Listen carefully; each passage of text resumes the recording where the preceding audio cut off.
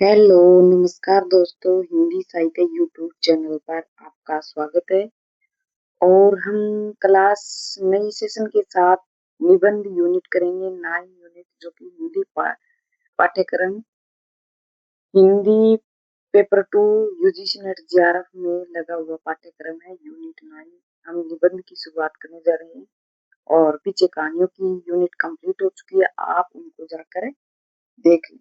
ठीक है, आज हम शुरू करेंगे निबंध। जल्दी जल्दी इन यूनिट को कंप्लीट करना है और पीछे जो रह गई उन यूनिट को हम जल्दी ही पूरा करेंगे। आशा है कि आप सब अच्छे होंगे। Good morning, Radhe Radhe. और देखिए, आज हम कौन सा निबंध पढ़ने वाले हैं उसके बारे में बातचीत करते हैं। भारतेंदु हरिश्चंद्र भारतेंदु हरिश्चंद्र के द्वारा लिखित है दिल्ली दरबार दर्पण। महत्वपूर्ण नाटक है, हिंदी पाठ्यक्रम पेपर 2 में लगा हुआ है। भारतेंदु जी का महत्वपूर्ण नाटक है और इसमें देख सकते हैं भारतेंदु हरिश्चंद्र जी का जन्म कब माना गया है? 1850 में। ठीक है, 1850 में भारतेंदु जी का जन्म माना गया है। वाराणसी उत्तर प्रदेश में हुआ। ठीक है, उत्तर प्रदेश में हुआ। ये आधुनिक हिंदी साहित्य के पितामह कहे जाते हैं। कि ये आधुनिक आधुनिक काल का युग का आरंभ हुआ, तब से ये आधुनिक युग के पिता पिता कहे जाते हैं। उन्होंने 1868 में कवि वचन सुधा नामक पत्रिका निकाली। इम्पोर्टेंट तथ्य ये सभी नोट कर लीजिए। 1876 में हरिश्चंद्र मैगजीन बाल बोधिनी हरिश्चंद्र मैगजीन बाल बोधिनी नामक पत्रिकाएं निकाली और वैष्णव भक्ति के प्रचार के लिए उन्होंने तदीय समाज की स्थापना की। उनकी लोकप्रियता से प्रभावित होकर काशी के विद्वानों ने 1880 ईस्वी में उन्हें भारतेंदु जी की उपाधि दी गई। नोट, भारतेंदु जी की भारतेंदु जी की उपाधि दी गई। मुख्य है, इंपॉर्टेंट बातें हैं, ये आप नोट करते रहिए साथ साथ क्लास के, और आपको अच्छी बातें इस क्लास के अंदर मिलेंगी। महत्वपूर्ण तथ्य, कंटेंट अच्छी प्रिपरेशन के साथ हम आपको पढ़ाएंगे। ठीक है, देखिए, उपाधि प्रदान की गई, यहाँ तक हो गया ना। भारतेंदु हरिश्चंद्र की प्रसिद्ध निबंध कृतियां कौन कौन सी है? दिल्ली दरबार दर्पण, भारतवर्षोन्नति कैसे हो सकती है, लेवी प्राण, लेवी, अंग्रेज स्त्रोत, कंकड़ स्त्रोत, स्वर्ग में विचार सभा का अधिवेशन, 5 में पैगंबर। इनके निबंधों में तत्कालीन समस्याओं का चित्रण है। किनका? तत्कालीन समस्याओं का चित्रण है। किनके निबंधों में? भारतेंदु जी के। किनके बारे में पढ़ रहे हैं? भारतेंदु जी के बारे में पढ़ रहे हैं। और भारतेंदु जी की जो महत्वपूर्ण पत्रिकाएं हैं वो है हरिश्चंद्र मैगजीन और बाल बोधिनी। और किस नाम से पत्रिका निकाली? 1868 में कवि वचन सुधा पत्रिका निकाली। ये मुख्य मुख्य इंपॉर्टेंट बातें आपको याद करनी है। ठीक है, इसके अंदर मुख्य मुख्य बातें दी गई है, इसमें ये देख सकते हैं इंपॉर्टेंट तथ्य दिए हुए। भारतेंदु जी ने तत्कालीन समस्याओं का चित्रण देखने को मिला है।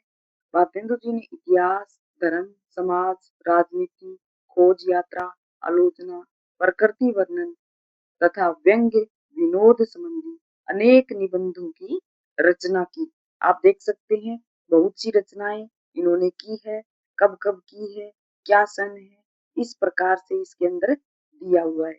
ये इम्पोर्टेंट है, इसमें से बहुत क्वेश्चन बनेंगे, आप क्रम से याद करें। ठीक है, अब दिल्ली दरबार दर्पण की जो समीक्षा है वो देखें। दिल्ली दरबार दर्पण निबंध किस पर लिखा गया है? देखिए, दिल्ली दरबार दर्पण दिल्ली दरबार दर्पण सन 1877 में ईस्वी में भारतेंदु जी के किनके द्वारा?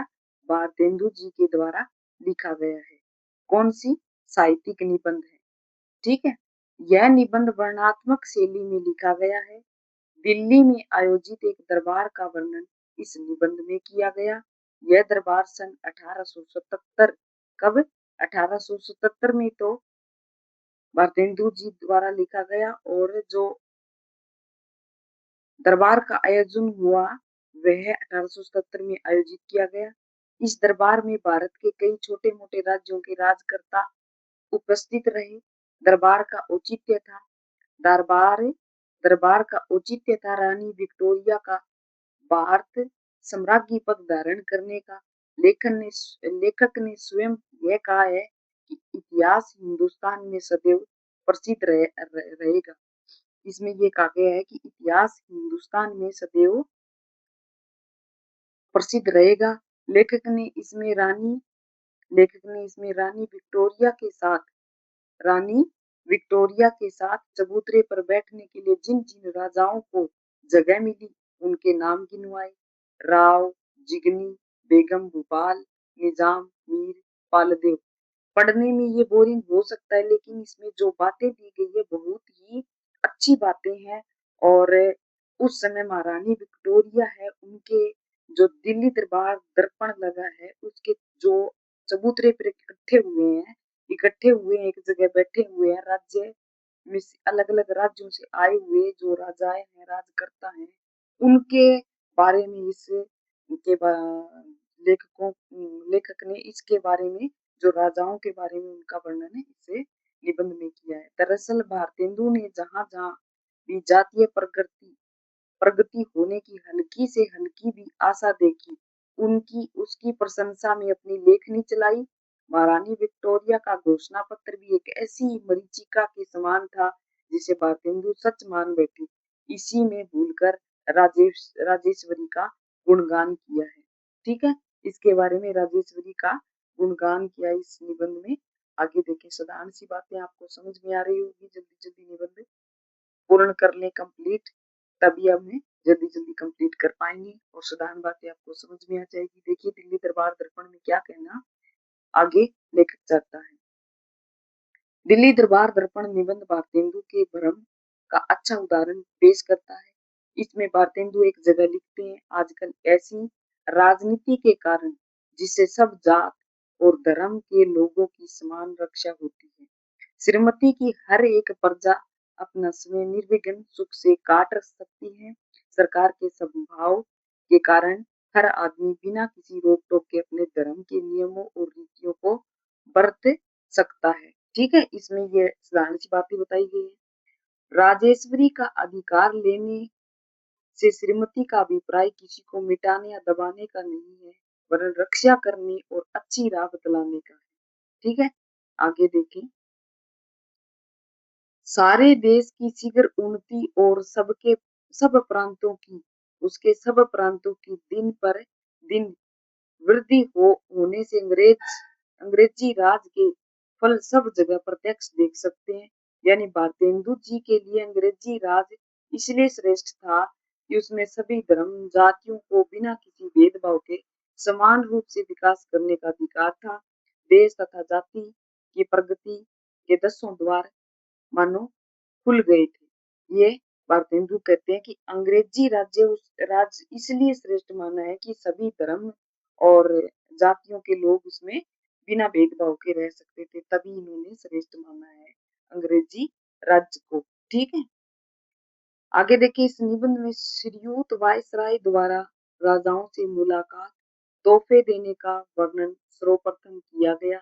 इसके पश्चात भारतेंदु जी वायसराय और राजाओं के बीच हुई बातचीत का वर्णन संक्षेप में करते हैं। वायसराय सभी राजाओं से ऐसी मनोहर रीति में वार्तालाप कर रहे हैं मानो वे उनके हितकारी हों।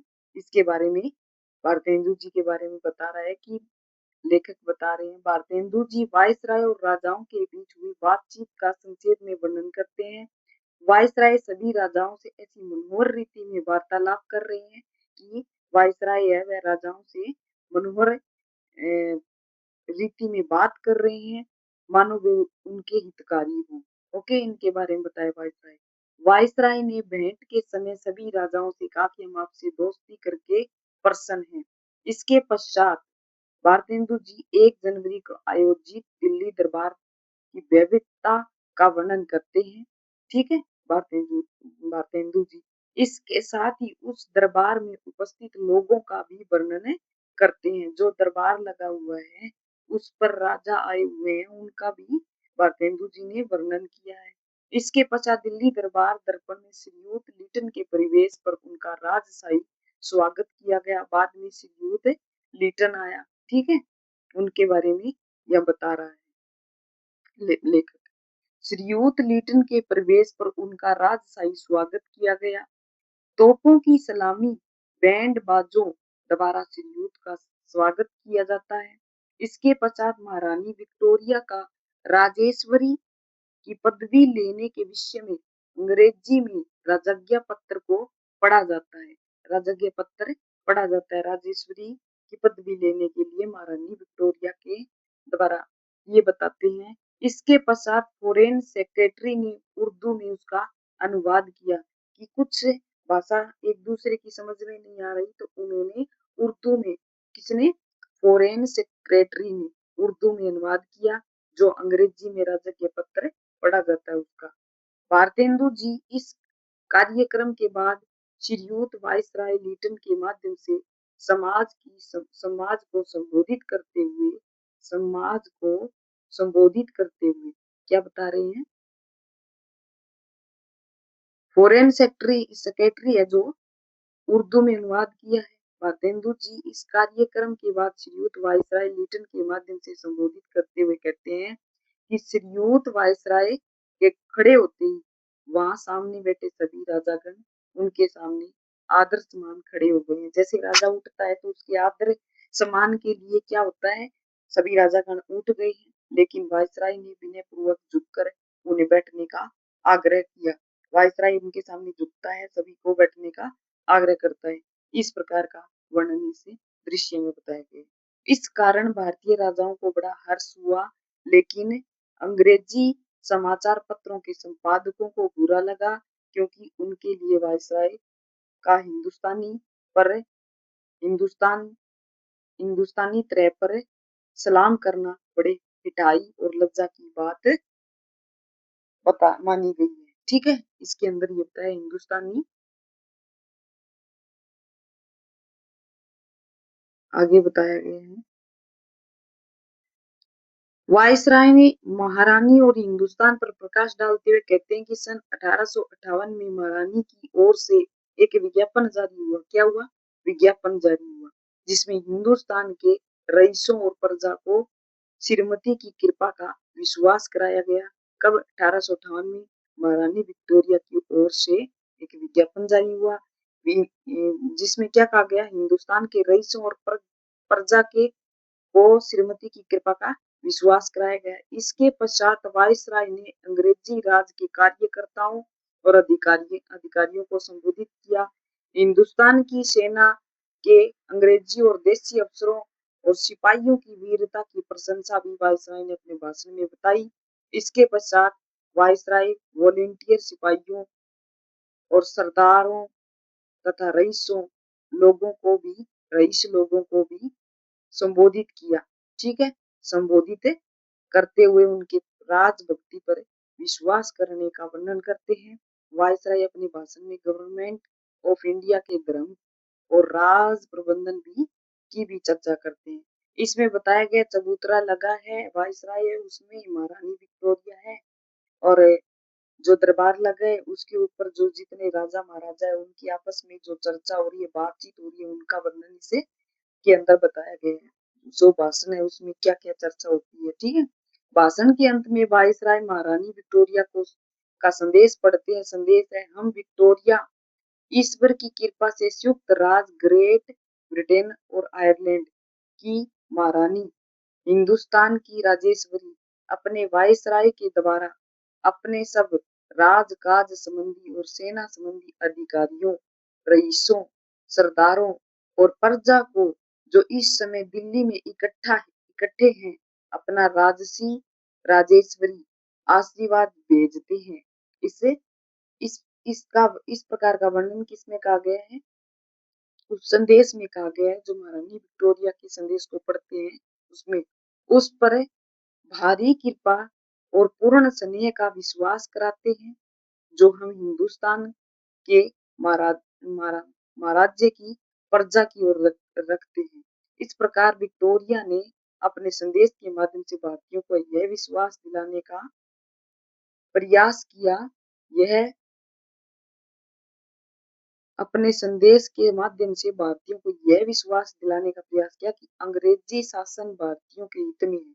ये बता रहा है कि अंग्रेज हैं वो भारतीयों के शासन कर रहा था तब राजा, तब ये भारतीयों के हित में बताया गया था ये संदेश।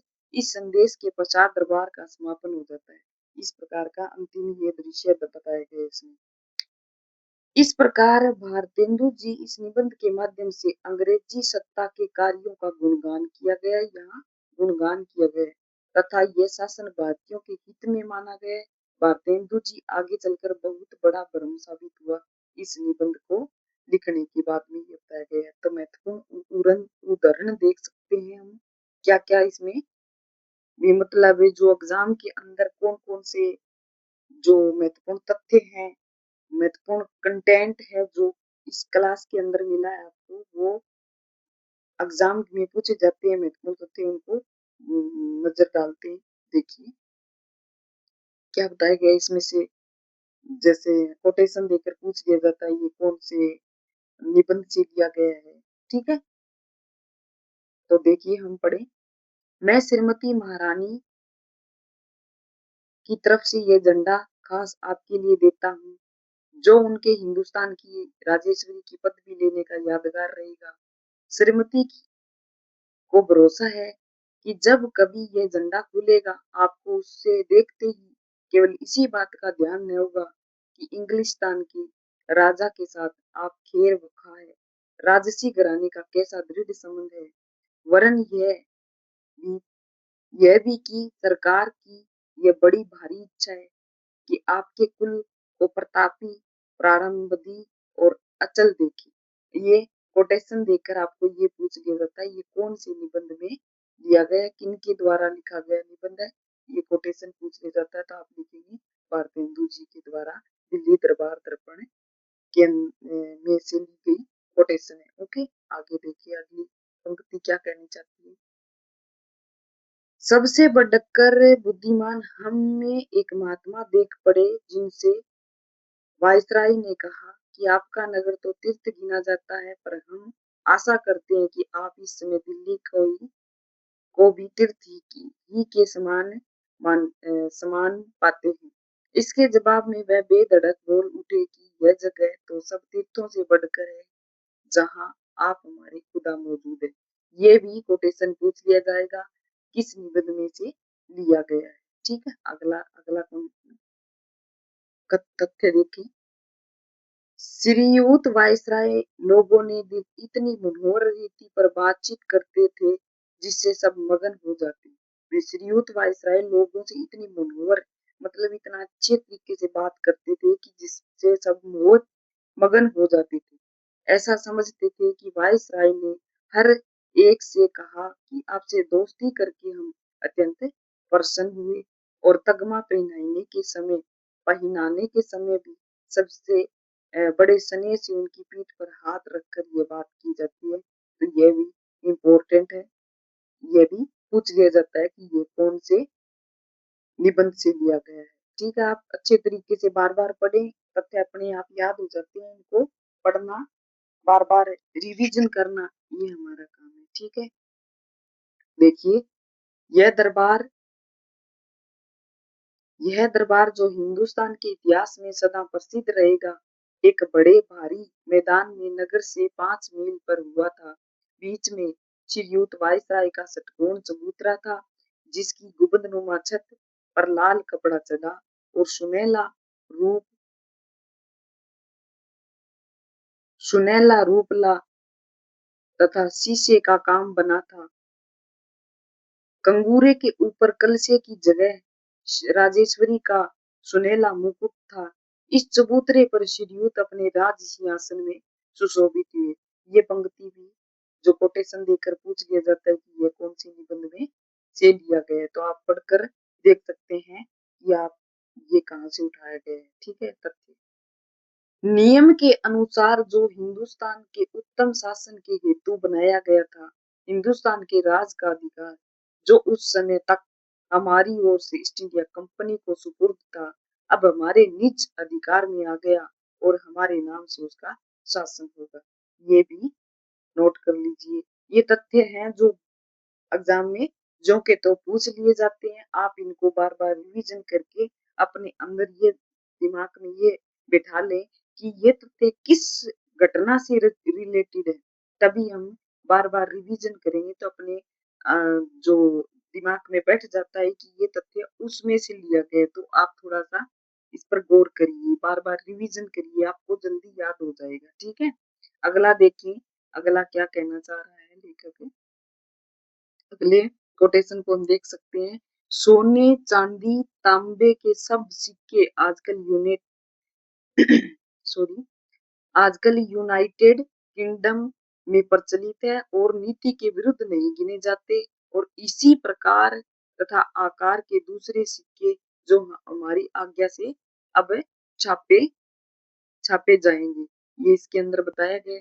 हमारी नई पदवी लेने से भी नीति विरुद्ध न समझे जाएंगे और जो सिक्के यूनाइटेड किंगडम के अधीन देशों में छापे जाएंगे और जिनका वर्णन राजाज्ञा पत्र में उनकी जगहों के नियमित और प्रचलित द्रव्य करके किया गया, ये भी पंक्ति पूछे जाने योग्य है क्योंकि इसके अंदर जो चीजें हैं जिक्र किया गया है वो अलग, थोड़ा ऊपर के जो तथ्य हैं उनसे अलग दिखाई दे रहा है। तो ये इम्पोर्टेंट तथ्य आप देख लीजिए क्योंकि एग्जाम में पूछा जा सकता है। अगला देखिए कोटेशन क्या है। सन 1858 ईस्वी की 1 नवंबर को श्रीमती महारानी इस की ओर से एक इश्तिहार जारी हुआ जिसमें हिंदुस्तान के रईसों और प्रजा को श्रीमती की कृपा का विश्वास कराया गया था, जिसको उस दिन से आज तक के वे लोग राज संबंधी बातों में बड़ा अनमोल प्रमाण समझते हैं।